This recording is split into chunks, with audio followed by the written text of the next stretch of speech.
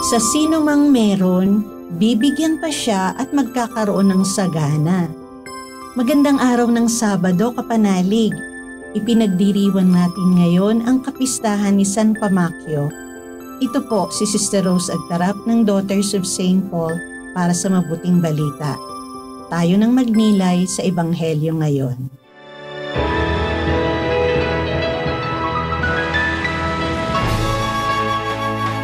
Sinabi ni Jesus sa kanyang mga alagad, "Ipagpalagay natin na may isang tao na bagong mangibang bayan ay tinawag ang kanyang mga katulong at ipinagkatiwala sa kanila ang kanyang mga ari-arian. 5 talentong pilak ang ibinigay niya sa una, 2 naman sa isa pa, at isa sa pangatlo batay sa kaya ng bawat isa, at saka umalis. Pagkaraan ng matagal na panahon, bumalik ang amo ng mga katulong na ito at hiningan sila ng pagsusulit.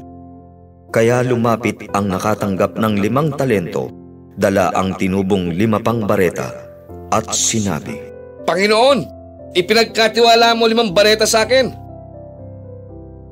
At tignan mo, tumubo pa ako ng 5 talento. Sumagot ang amo, Mabuti. Mabait at matapat na katulong.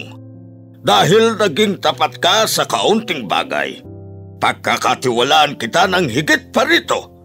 Halika at makibahagi sa kaligayahan ng iyong Panginoon. Sa bandang huli, dumating ang nakatanggap ng 1 talento at nagsabi, Panginoon, alam kong mahigpit kang tao. Inaani mo ang di mo itinanim, at nililikom ang hindi mo ipinagninegosyo. Natakot ako kaya tinago ko yung talento sa lupa. Heto ang sayo. Ngunit sinagot siya ng kanyang amo, Masama at walang kwentang katulong. Alam mo palang inaani ko ang hindi ko itinanim at nililikom ang hindi ko ipinagnenegosyo.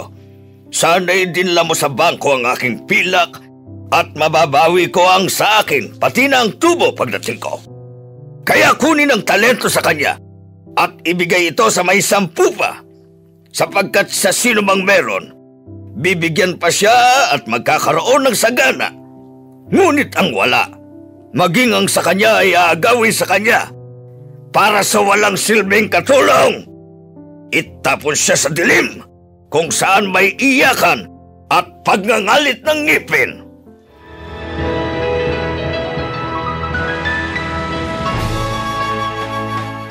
Magandang araw mga kapanalig, Reverend Vince po ng Society of St. Paul. Talibas po sa ating pangunawa na ang talento na ating narinig ay pumapatungkol sa mga bagay na kaya nating gawin, pag-awit, pagsayaw, at iba pa. Ang talento po na tinutukoy sa mabuting balita ngayong araw ay unit of money. Ayon po sa aking pananaliksik, ang talent ay isang significant weight of silver, equivalent to about 6,000 denari o katumbas ng humigit kumulang 1.5 milyong piso. Ano po ang pinupunto ng ating ebanghelyo ngayong araw? Ang buhay sa mundo ay hiram at binigyan tayo ng kalayaan ng Diyos upang laging piliin ang mabuti. Ang kalayaan natin ay hindi natin susi para mag-enjoy gumawa ng masama, kundi ang ating daan upang palaguin ang mga bagay na meron tayo.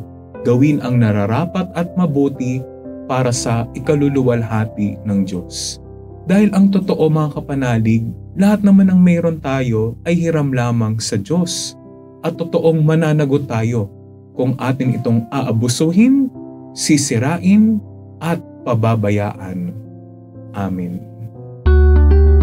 Mga kapanalig, maraming salamat po sa inyong suporta sa aming misyon. Subscribe, like, share, and follow Paulines sa aming social media accounts.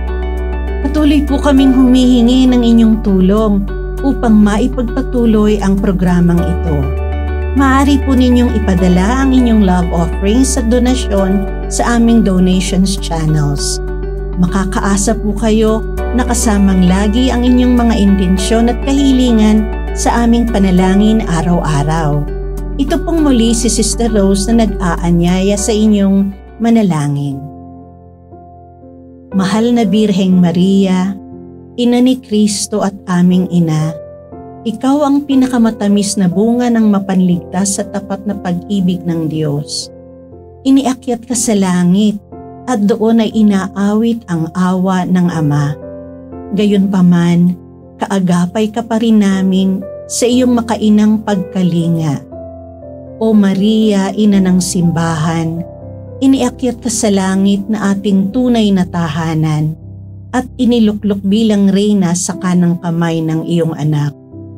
Hinihiling namin ang iyong pamamagitan para sa mga pangangailangan ng aming bayan, nang ang bawat kagandahang loob ay pagpalain at palakasin, ang pananampalataya ay manariwa at mapagyaman, ang pag-asa ay patuloy na maging matatag at maliwanag, at ang pag-ibig ay muling mapukaw at manumbalik ang sigla.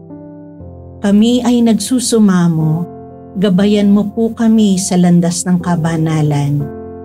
Maria, aming ina, balutin mo ang lahat sa iyong pangangalaga at ilapit kami sa iyong minamahal na anak, si Jesucristong aming Panginoon. Amen. We are here to provide a new way of communicating and proclaiming the gospel.